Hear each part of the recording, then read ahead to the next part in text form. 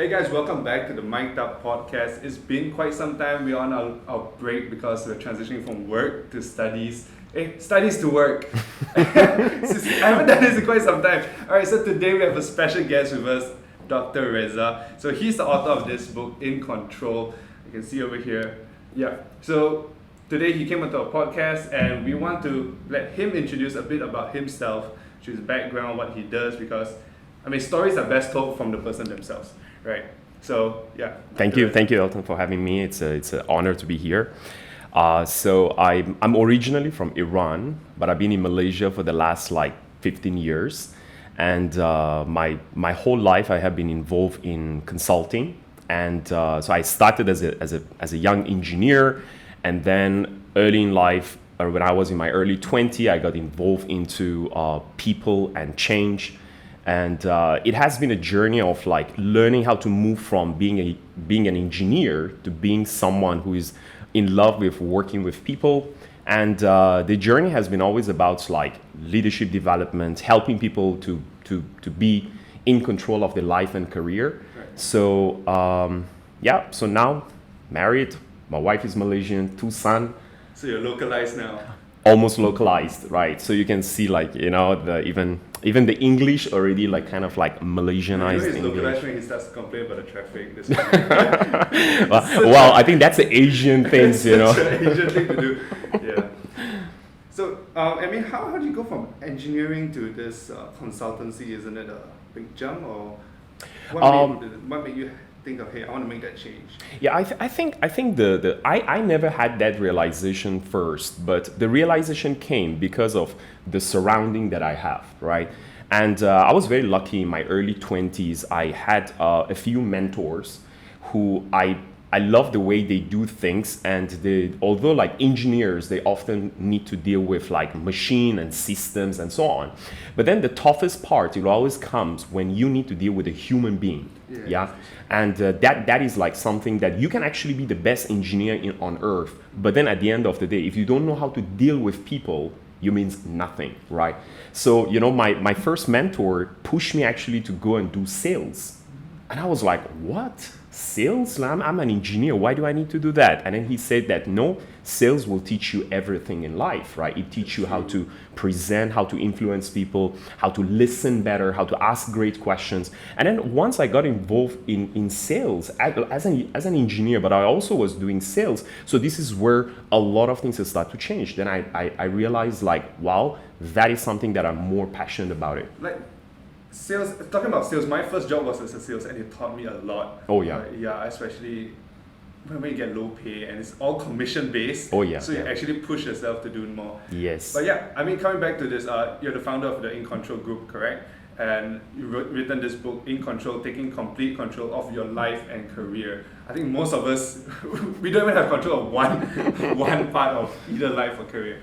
How long did it take for you to write this book, and how much research has gone into this? See, the books generally, if you speak with any authors, and they will tell you it just took me 1 year or 2 years to write this book. I think that is kind of an exaggeration, because writing a book, the fact that you got the courage even to write a book, is a process that it might take you about maybe 10 to 20 years, So that's why I always tell people, and why I encourage always young people to read, because you can actually buy somebody's book and you can download 20 years of their experience. Yeah. Because it's kind of weird to say it just took me 2 years to write the book. Yes, it took 2 years to write this book, but it takes 20 years to get prepared to write the book. The experience and everything that goes into all the reflection that needs to happen. Experience itself, Elton, is not going to make you wise.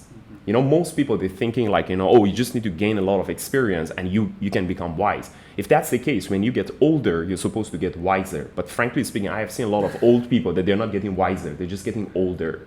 So what makes you wiser is the evaluated experience, meaning that you go through a problem, you go through a challenge, or you go through a success, and then you reflect back, how did that happen?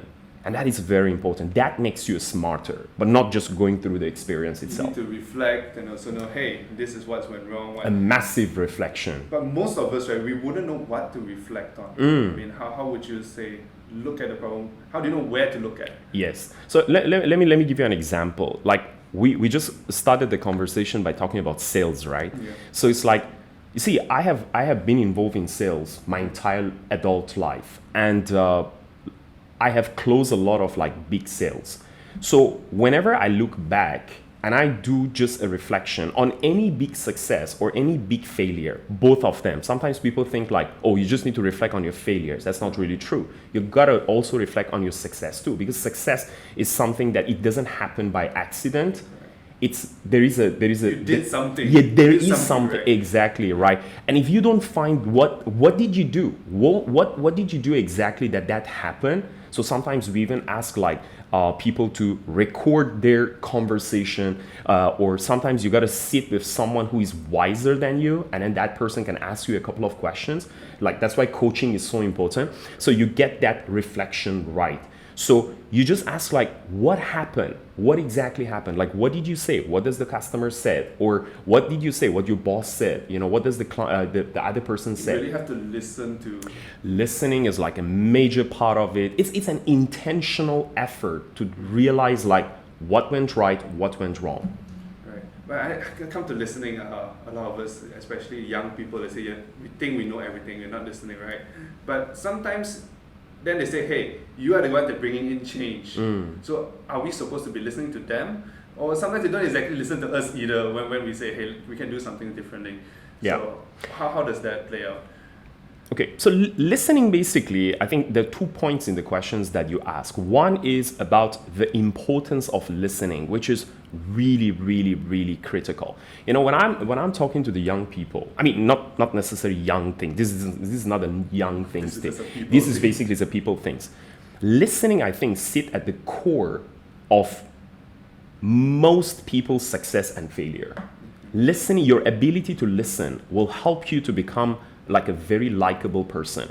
Most people are thinking that they're an excellent listener. I thought I'm an excellent listener, but I was having like this exercise of like a feedback. It's a Johari window feedback where someone will tell you what they see about you and what you don't see about yourself. And I was having this conversation with my mentor, and then I asked him like, so what are the areas that I can improve myself? And then he said, I think you can improve on your listening skill. I straight away goes like, listening? I thought, do you know what I'm doing for living? I'm a consultant. I know how to listen. And then he said, that's exactly what I'm talking about. It means that if you become defensive when somebody say like, you got to improve your listening skill, it means like you are very bad at listening. So that, and sometimes we are a very good listener with our like client or with a total stranger, but you are a bad listener with your partner, right, with your, for example, like your parents, your best friends, you know. So sometimes you are really good at your job in listening, but you're not very good in your life. So that is also something to understand. But the second part of your questions that just now you asked, like you want to bring a change, but then sometimes people don't listen to you. So the reason they don't listen to you, this is what I found. People will often object to you because of 2 main reasons. Either they're concerned or they are confused. So concern, it means like, for example, the concern about the budget, the concern about like the price, the manpower, time. But sometimes they're also confused. It means that they don't understand what you're trying to do. So sometimes you say like, you're not listening, but actually you're not explaining it properly too. Right. So that's why the other party, they just don't get why you want to do it. So if somebody is concerned, you have to address the concern if you want them to listen to you. You're coming back to sales again. Exactly. So see, that's why sales is a life skill. And if they're confused, you have to educate them with a simple language. Again, it's the sales process. Oh, I mean, speaking about sales, I don't want to get into the book, but since we're on the topic of sales, a lot of young people say, hey, I don't want to do sales. Oh, yeah. You know why? You know why? Because most people, they think salespeople are con people. They think like sales, it's like you have to lie, you know. There is this cliche. Yeah, there is this cliche example of they call it as the best salesperson on earth is the one who can sell ice to Eskimo. Have you heard that before? Yeah. You know, actually that is exactly a con artist. That's not a salesperson. Sales is all about trust. Sales is all about helping people solve their problem. Especially the relationships. Relationships. It's about trust. It's about how do you build that. Like in sales, one of the biggest principles, which we talk about it even in the book as well, is that these things we call it as the triangle of business, the golden triangle of sales. We call it as people will only do business with someone whom they know, whom they like, and whom they trust. So if I don't trust you, you can have the best product on earth. I'm not going to give it to you. Right. Okay, speaking about the book, we're going to go into it. Triangles, one thing inside, but your book is the main thing is the cornerstone is 1 core, 3 cornerstones, 12 pillars, and 90 hacks. I mean, you always see TikTok, 10 hacks or 5 hacks. This guy has 90. So how do you come up with this framework, and what are the things, especially the 3 cornerstones? Sure. Yeah. I think the first part of it, there is one core there in the whole InControl model, which the core, it's all about consciousness. Right. So consciousness, it's about your ability to become aware of what's going on around you, right? And the whole concept of InControl came to me because of how we define it as you are living an InControl life or career. When you love what you do what you love, right? So that is the first things that most people knows. But actually, that's not the whole thing. There is also another, it's exactly behind us, right?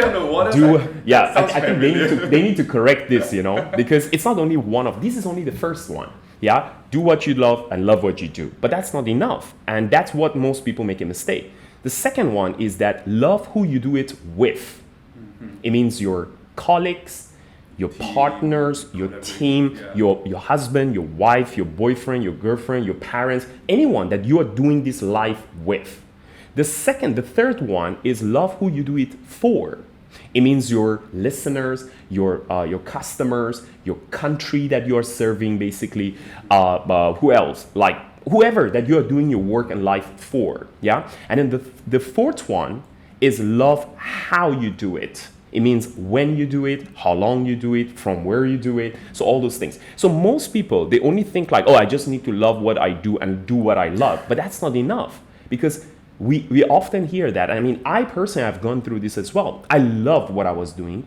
I love who I was doing it with, but I didn't love who I was doing it for. Your purpose is not there at all. Exactly. So it means like you're not actually in control.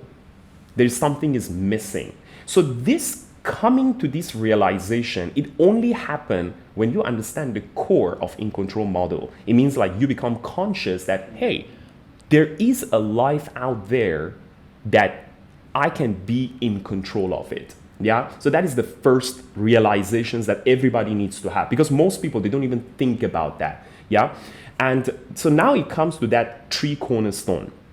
So these 3 cornerstone, it hold the system together, which the first one, we call it as contentment. It means that you are happy about what you're doing. And that's a very big question. So ask yourself, Elton, are you happy with what you're doing? I mean, really, are you really happy? And there are a lot of people who make a lot of money, but they're not happy. Right. And that sucks, right? I mean, what is the life that you're not happy with what you're doing, right? And the second cornerstone is about conversion. It means that, are you growing? Are you getting better? Because if you're not getting better, it means life is very static. You're living in a status quo. You're not getting better. And that's very, very important. And the third one, it's all about consistency. It's all about discipline. It's all about like really going after what you want. And when we talk about discipline, this is something also very important for people to know, the difference between discipline and self-discipline. Discipline is like you make up your bed every day. You plan your day every day. You reflect every day. Mm-hmm. But self-discipline, it means that you don't give up for something that you really, really want in your life for a temporary happiness. Like, for example, your goal is to lose 10 kg, right. All right? And then you go to a party and then somebody say, hey, come on, eat this. And then you say like, okay, I just eat it, right? So just now, you know what happened? You broke your self-discipline because you gave up on your main goal because of like a temporary, what we call that happiness. Right. So the ideal one would be, hey, I'm happy, I'm growing, and I'm consistently happy and growing. Exactly. Yeah. So you are living a life where you are consistent in what you want to do. Because at the end of the day, good or bad, if you're not consistent, you're not going to be successful. This is what Jim Rohn used to say. They said the system to success, not the secret, huh? The system to success is just a few discipline, practice them every day. That's all. A few discipline. All we need is just a few. We don't need a lot of discipline. So what is the disciplines that moving you towards the success? And it's not just discipline, it's self-discipline. I think it's both of them. Both is very important. We shouldn't like get confused between discipline and the self-discipline. These two are like something totally different. Right. I think self-discipline is more of sticking to your principles and sticking to your principle. Integrity. Discipline Exactly. is just consistently doing what you do every day. Exactly. Right. Okay, 12 pillars. Yeah. What are the 12 pillars? So the 12 pillars are the areas in our life and career that we all need to improve. Okay. So some of them are very personal, like your character is very personal. And there are some of them which is very much related to your work, like your communication skill. And there are 12 of them in overall that we put in the book. And so it starts from your character, then it goes to your communication, your courage, your compass, your collaboration, your contribution. So all of them start with the letter C. Oh. And yeah. So it took a very long time to put all these C's together. Oh, the word C. Yeah, so it's just like easier for the people to understand it and memorize them. But here's the thing. We don't have to fix all these 12 at the same time.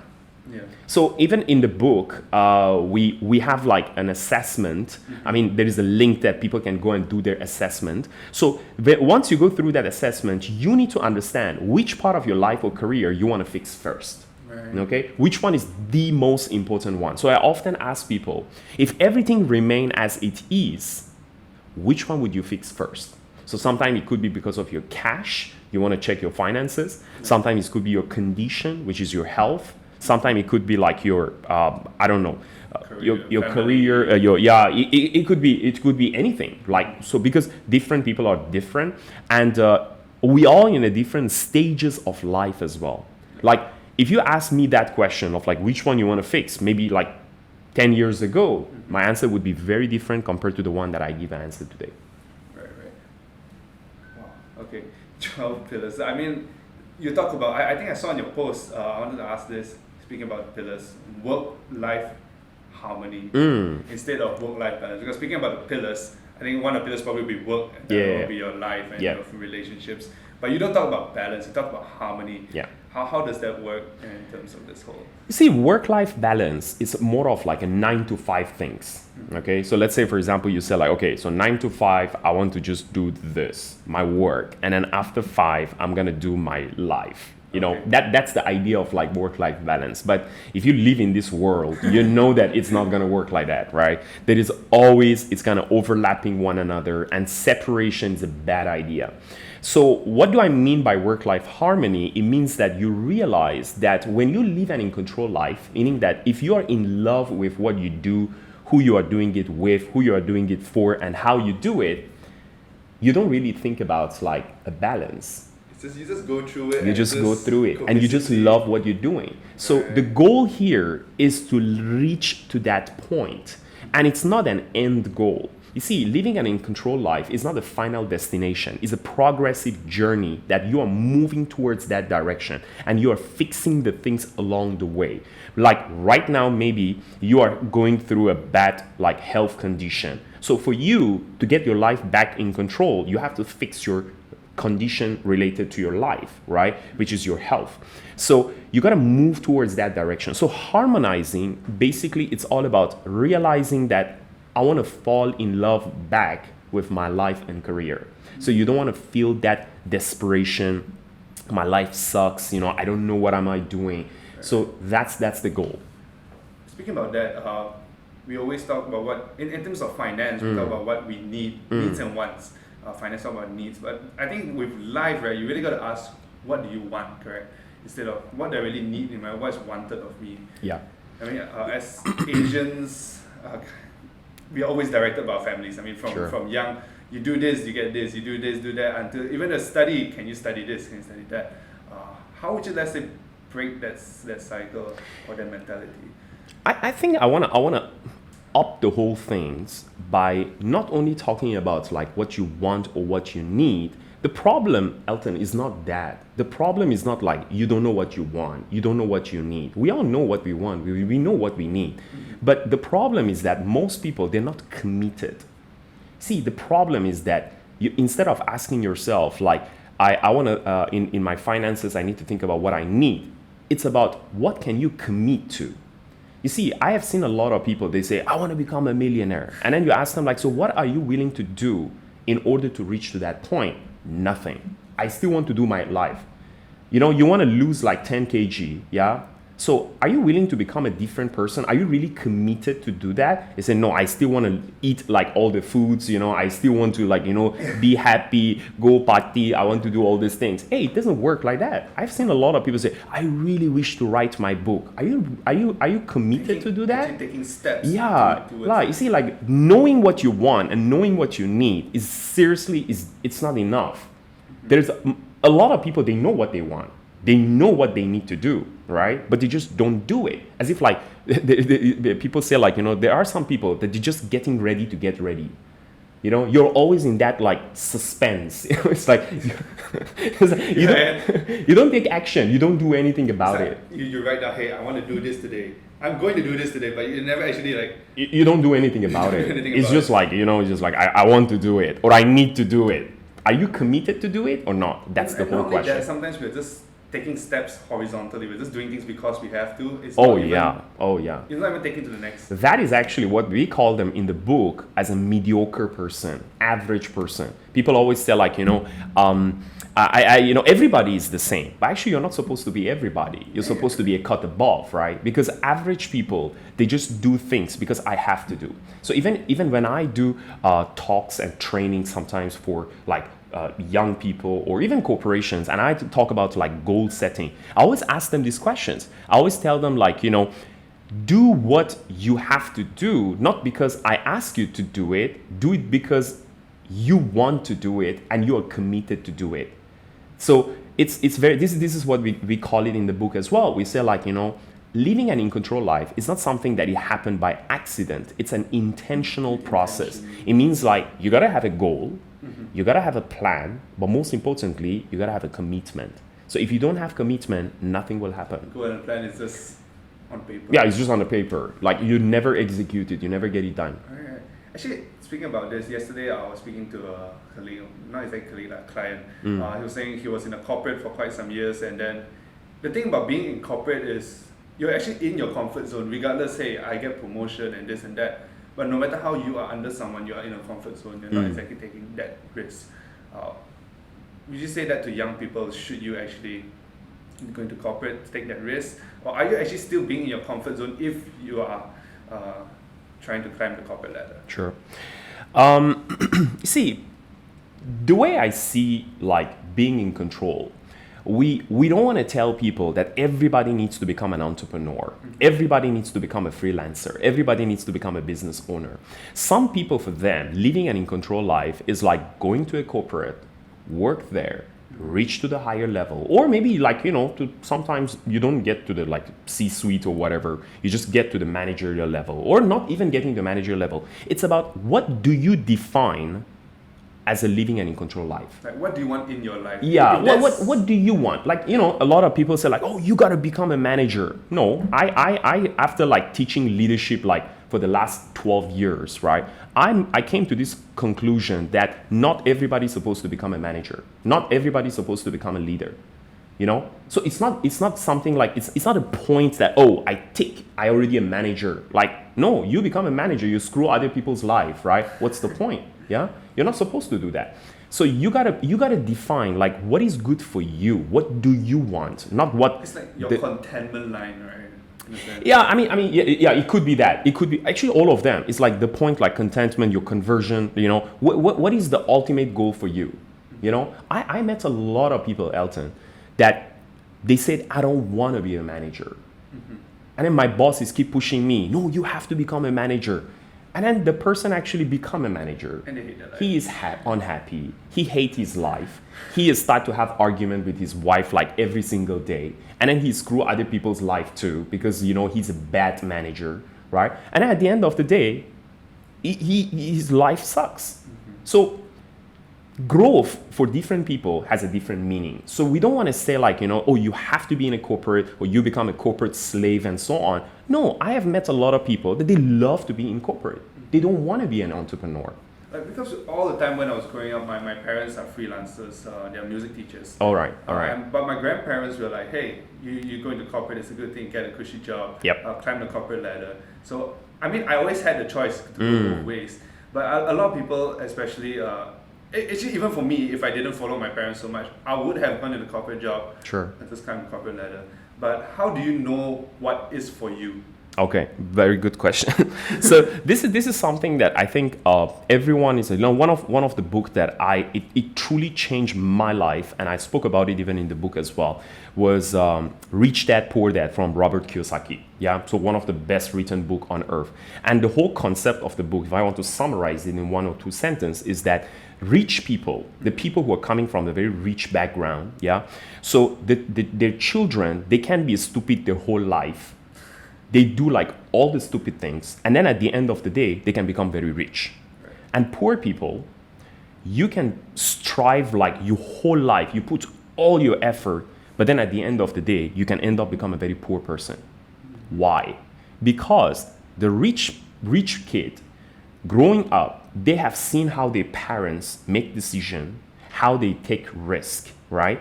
And then they downloaded unconsciously the stuff that the parents do. So although they've been stupid like the first 20 years of their life, right? But then at the end of the day, they will go back and become like really good at what they're doing. Unconsciously downloaded the things, right? Same goes to the poor family as well. Growing up, they keep telling them like, like what you said, get a fixed job, do this, follow this one, don't take this kind of risk. Life is very hard. You cannot do this, you cannot do that. And then even the kids are trying so hard at the end of the day because they downloaded those unconscious things. They always have that fear and they might end up becoming a poor person. Yeah. And that is very interesting that it happened to like 99.9% of the people. So that's why the fact that now we are talking about it, I hope your audience are like having that realizations that, all right. Now I know why I'm keep going back to that bad spending habit, like bad decision making, because you have downloaded this.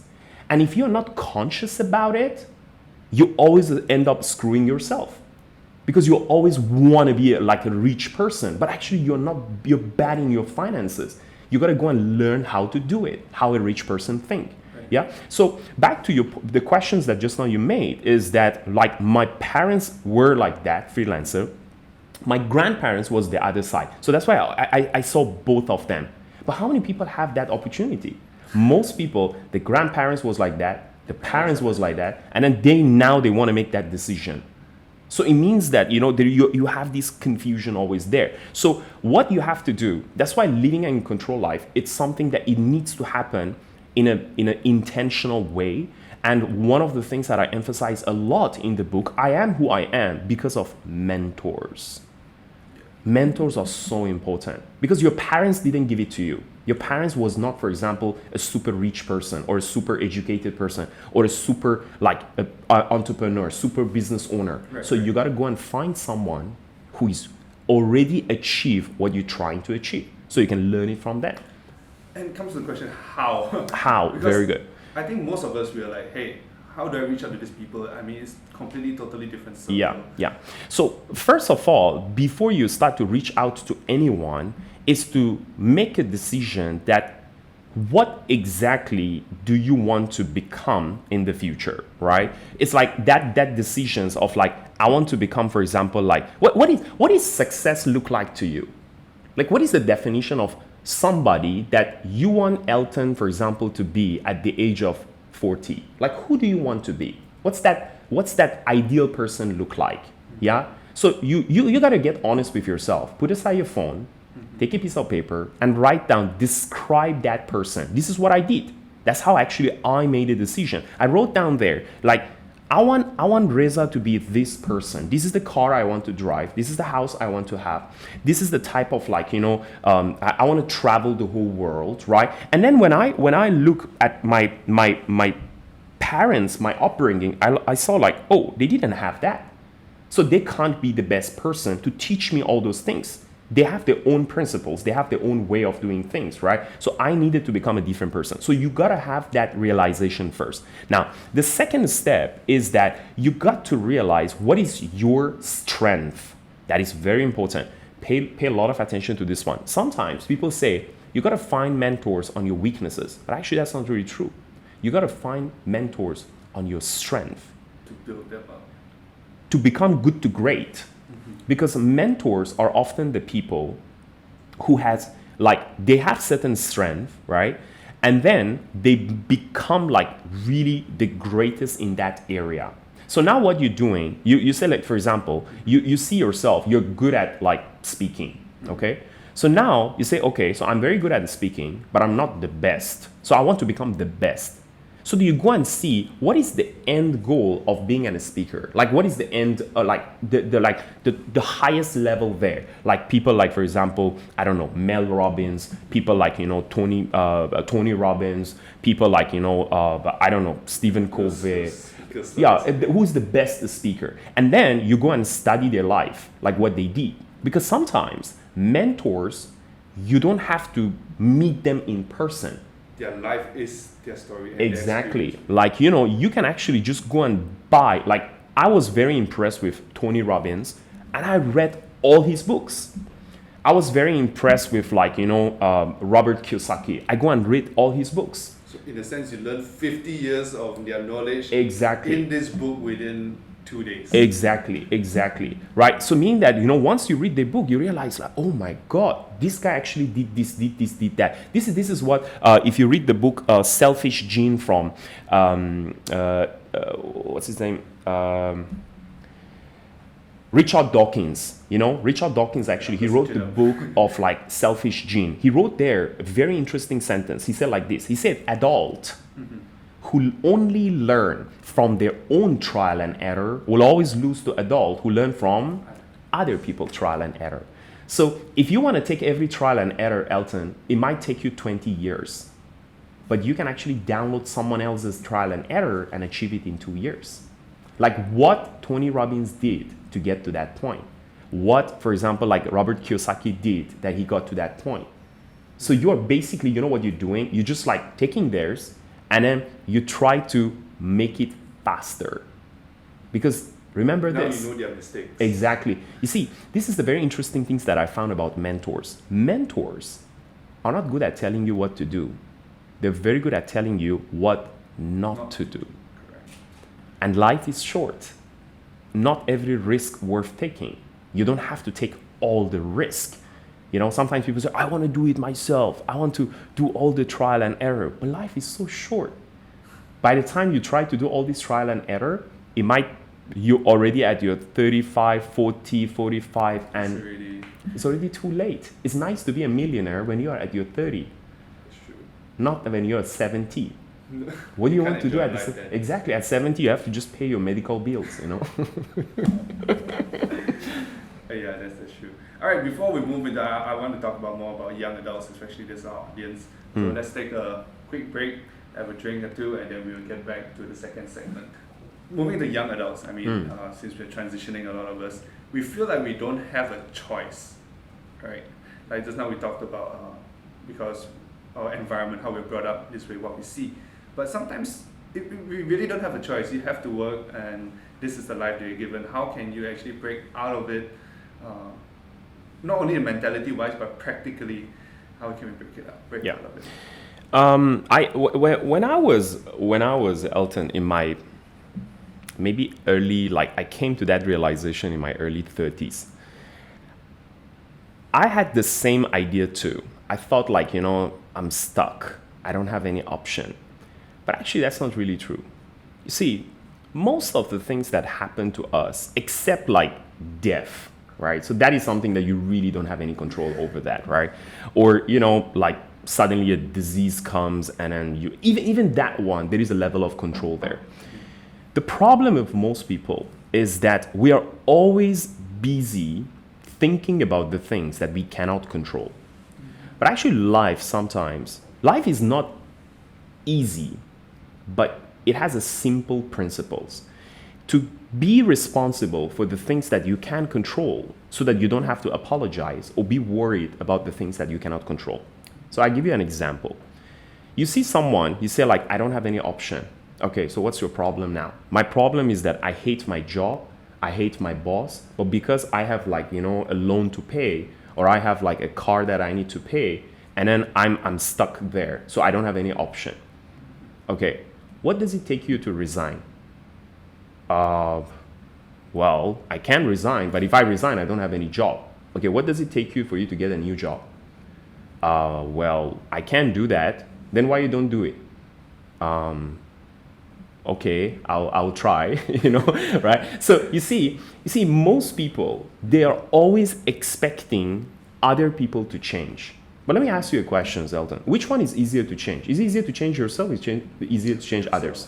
Obviously yourself, right? So what does it take you to change yourself? Mm-hmm. So it means that saying that I don't have any option actually is not really true. Most of the times you do have an option. You see, anyone with a proper set of skill set, you can actually get another job in a period of like 2 to 3 months. Mm-hmm. So you're staying in that job. You're not doing what you're supposed to do. You're not happy with your life. You're delivering a lousy job. You choose to be in, and you choose to be there. So it's your decision. Why are you complaining about? That's why I always tell people, the day that you cannot respect and honor, these two are very different things. Honor and respect are very different things. The day that you cannot honor your organization, the people that you're doing the work with and for, you don't value the value of the company and so on, is the day that you must exit. Don't stay and complain. Don't stay and blame. Don't stay and gossip. Don't stay and backbite. It's time to get out. It's time for you to get out. And I heard people say, no, I want my boss to get out. No, your boss is going to be there for the rest of your life. You need to decide if that is not something you wanted, you better exit. Then why are you there? You see, that's the choice that most people doesn't make. I didn't know such a choice exists. Mm-hmm. In my 20s, I didn't know. I was very lucky. I came to that realization after a conversation with a mentor. He said like, then what do you need to change? Who you should become, Reza? What do you need to change? I said like, well, I can't be in this job and I achieved that. Then what stopped you to move out? I said, no, but I have commitment. He said, then plan for it, right? It doesn't happen by accident. I mean, let's say you want to quit your job. Yeah. You hate your job. Yeah. Give yourself 6 months, right? Yeah. That's what I said. Give yourself 6 months. Plan how you're going to get out of the job. Yeah. And then by 6 months, get out. Yeah. And so you see, we don't want to be unfair here to the organization as well. So this is what I always tell people. Before you quit, before you exit, you always have to give a feedback to your boss. Why? You have to explain to them that, hey, you know what? I'm earning right now, for example, like 3K, but I want to earn 5K. So what does it take for me to get to 5K? And if your boss really wants you to be there, he will tell you like, okay, you know what? Maybe you need to get involved in sales. Maybe you need to improve your skills in this area and that area, and then go and do the job. If you don't want to do that job, then you tell your boss, okay, you know what? I'll try my best, yeah? If you really can't do it, and this is not what you love to do, then go and look for another job. So build the skill set. There are so many options there. People just lazy to go for it because they want things to happen for them. It doesn't happen for you. You got to go and get it done. That's why it goes back to the earlier conversation that we have. It's not about what you need or what you want. It's about, are you committed to do it or not? Right. And people lack that commitment. So give a feedback. Ask your boss, like, what needs to happen? What kind of competency I need to build? What kind of habits I need to, what are the things that I have to stop doing it in order for me to get that promotion? People say, they don't give me promotion. Have you ever had that conversation that I want to get a promotion? I am super committed to do it. What it takes for me to get there. And most people can tell you actually what does it take. It's just like people are lazy to do it. I'm not only lazy, I think sometimes people don't want to face the reality that they're not performing. They want things to happen in an easy way. Or have you heard that cliche things like, you don't need to work so hard, you just need to work so smart, right? It's such a BS, you know. Frankly speaking, if anyone come and tell me like that, I slap the guy because like, I have never seen, frankly speaking, Elton, I have never seen a real successful person tell you like that. Real successful people, they would say like this, hey, you got to work smart, but you have to work double hard, because hard working is a necessity. It's like going to the toilet is a necessity. You don't say like, okay, today I don't want to go to the toilet. Tomorrow I will think about it first. No, you need to go to the toilet because it's a necessity. Hard working is a necessity. You gotta do the work. It's not something you can discount. It's not replaceable. It's not negotiable. It's not. You have to do the work. Even for people like us, like, why do we need to do this? I mean, seriously, why do you have to do all these things? You can just do your 9-to-5 job and be an average person, but you don't want to do it. You're willing to go extra mile. You're going to learn all this skill set. You were not like meant to do, I was not meant to do podcasts. You were not meant to do podcasts, right? This is something that you're doing beyond what you can do. So it means that you're willing to go extra mile. If you don't want to go extra mile, then this is your problem. Yeah. Don't say like, but the company doesn't pay me. No, have you ever tried to do something extra? Yeah, I mean, throughout my whole like uni and up to now, it's if I want to do something, I'm just gonna start like, even though with this team we said, hey, I thought about, hey, I want to start a podcast. I'm like, hey, you want to start a podcast? You want to start a podcast? Let's do it. Yeah. That kind of thing. Yeah. Even for my VA, it's like, just do it. And like you said, it's not. A lot of us we say fake it till you make it, but I like to say, oh my God, you learn till you make it. Yeah, that is also another like a cliche things. People say like, you gotta fake it till you can make it. Hey, you can't stay fake for a long time. People eventually know that you're fake. You see, the correct way, one of the C's that we put in the book is that it's a difference between courage and competency. So courage, it means that you are willing to get out of your comfort zone and do something you have never done before, right? That part a little bit look like fake it till you can make it, because you just like, I don't like to call it as a fake it till you can make it. I would rather call it as a fate it till you can make it. Fate, F-A-F-I-A-T-H. Oh. Fate means you believe on yourself that you can do it, right? So I would rather call it like fate it till you can make it. Means that you believe in yourself so you can do it, but you can't stay only at the fate zone. You can't stay only at the fake zone. Now you got to go out and learn the skill set to do it. That's where competency comes in. This is what I found, Elton. Your competent level is equal to your confidence level. It means that the more skill and knowledge you learn, the more confident you become. Now, I still remember when I did my very first presentation, I went in front of the crowd. There was like about 30, 40 people there. There was this guy came in the morning and then he said like, all right, ladies and gentlemen, let me welcome Mr. Reza. When I went in front of the crowd, I swear to God, I forgot my name, I opened my mouth, nothing came out, I was shaking, my whole body, my hand was shivering, my knees was shaking. I was so scared. For 10 seconds, I knew nothing to say. Seriously, I forgot everything. Then how do we get here? I have done thousands of presentations, thousands of speaking engagement. Yeah. So do you think that happened like that? No, it's a process. So even for the people that they get to that confidence level that they can in front of any camera, they can go in front of any podcast and they can talk so well, it's simply because they earn that competency. They build it up. It's a hard work.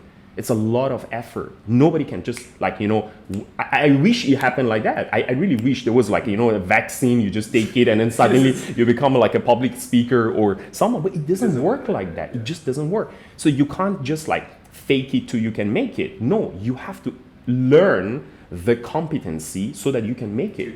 Yes. Okay, just a couple of questions before we end. Regarding because you talk about faith, and also learning. But a lot of people like hacks, and your book has 90 hacks. I don't think so we'll go all of that. You got to read his book for all 90. But let's just go through a few, probably 3 to 5. Let's make a TikTok version. What's the 5 hacks you take away? Oh, 5. Oh, you want 5? Okay. So, so the first one, if I want to put it the first one is let's always. Let's make it 3. Okay, let me see. Yeah, let's 3 I think is better. Yeah, 5 is too many. So the first one I want to give it to you is about the importance of who you should become. Okay, you see, any goals that you set in your life, The goals itself is not important, but who you should become to achieve that goal, that is very important. What do you mean by that? Let's say, for example, you want to become a millionaire. You see, 1,000,000 is not important, but who you should become to make 1,000,000, that is very important. Because once you learn how to make one, you can make two, you can make four, you can make 10. So now 1,000,000 is not important. So always remember this. Any goals you set for yourself, it's not about the goal. It's about who you should become, what needs to change in order for me to achieve that goal. That is very important. That is one of the lessons that I learned in my early 20s, and it totally transformed my life. Totally. The second one that I would say, it's about the circle that you design around yourself. You really have to design that. You see, we can't change everybody around us, but we can choose who to spend time with. This is what we call it as law of 5.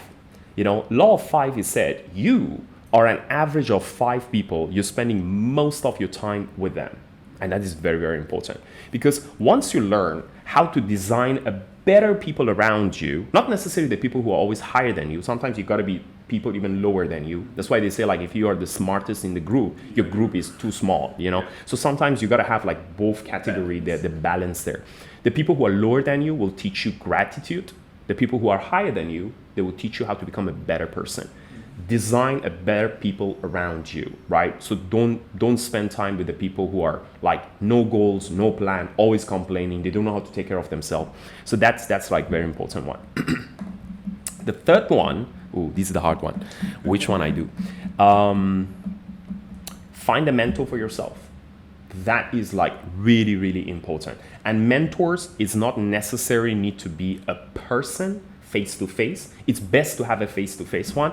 But if you can't find a mentor face-to-face, find a mentor even through books, through audios, YouTubes. You know, there are so much of... Especially now with the internet. With the internet, all these podcasts, like, you know, the YouTube. And you can just like listen to one guy and you can download so much of knowledge, right? So getting a mentor, the earliest you can get it is best for you as well. Even myself, right now that I'm talking to you, I got 4 people that I talk to. 1 in my finances, 1 in business, 1 in relationship, and 1 on health. Right. And you would never be the same person. Mm-hmm. So yeah, I think that's the best tree I can think of right now. Yeah. Okay, thank you. So that 3 and last question, just to cater for the young adults, we like something practical. So what is one thing we can actually do right now, something we can do to just be more in control of our lives? What's that one thing, if you could just tell someone, hey, on the street? I think I don't want to tell people what to do, because the whole principle of living an in control life is about you decide what you want to do for your life, right? So one of the things that I always tell the young people, if you want to do, is that just go to a Starbucks. Mm-hmm. Don't bring your phone.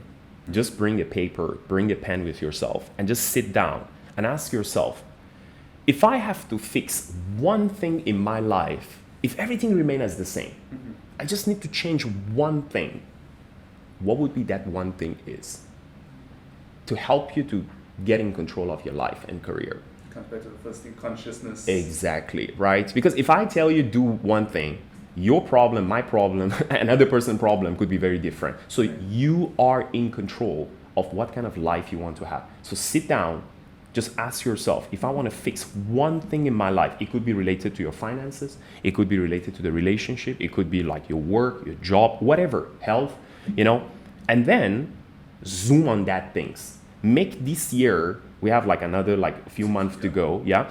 Make this year to fix that one thing. And once you do that, this is what will happen, Elton. That become your cornerstone in order to achieve the next target. That's how it works. All we need in life is like one big achievement, one big success. And you can build your life on top of that. Because if you have done that, you can do anything. Right, okay, thank you so much. Most welcome. If you want to know more, especially the 90 hacks, you want to know the other 87, check out his book. Where can we get it? Shopee and... We are in Shopee, Lazada, MPH, Popular, all the platform there are, yeah. Anywhere that sells books, anywhere, he's there, yes. All right. Yes, in control, taking complete control of your life and career with Dr. Dr. Reza Thank you. Abraham. Yes. All right. Thank you so much. Thank you. Thank you. Thanks for having me. Thank you. All right.